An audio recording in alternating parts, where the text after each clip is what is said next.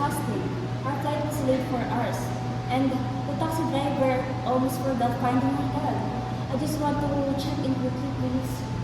Yes, and it's so hot outside. We've been traveling for hours and days now. I just want to get rest. Please make this quick.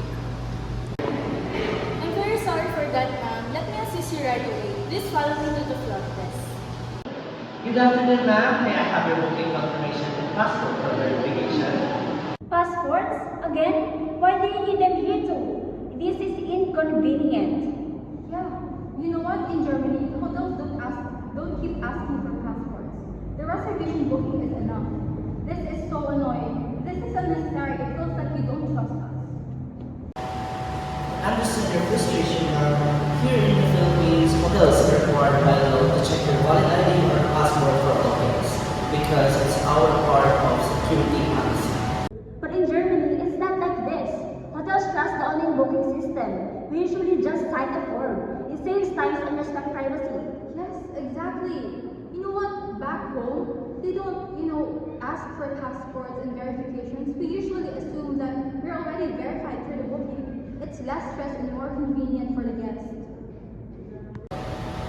Thank you for explaining, ma'am. I do understand your point. But here in the Philippines, though hotels must strictly require an ID or passport, it's not about mistrust. It's our safety requirements to protect guests or property from fraud. So it's about security, not suspicion. I see the difference now. Yeah, different countries, different systems.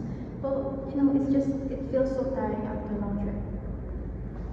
Good afternoon, ma'am. I'm Ashley, and I'm the duty manager of this hotel. And I heard about the situation going on, and I appreciate you, ma'am, for your patience. I assure you, ma'am, we'll make this quick as soon as possible. Here's the form, ma'am. Just a quick signature and I'll finish the check. While waiting, please enjoy our complimentary welcome.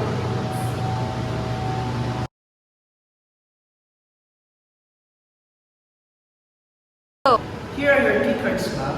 Your room is on the 8th floor and we'll send your luggage right. And because of the inconvenience earlier, we would like to give you a complimentary dinner for two at our restaurant tonight. It's our way of welcoming you properly, ma'am. Thank you so much. It's very kind of you. I admit I overreacted here. It's just different from what we're used to in Germany. Yes, thank you so much for understanding. We feel so much better now. No worries at all, ma'am. We're happy to have you here and we'll do our best to make you stay comfortable.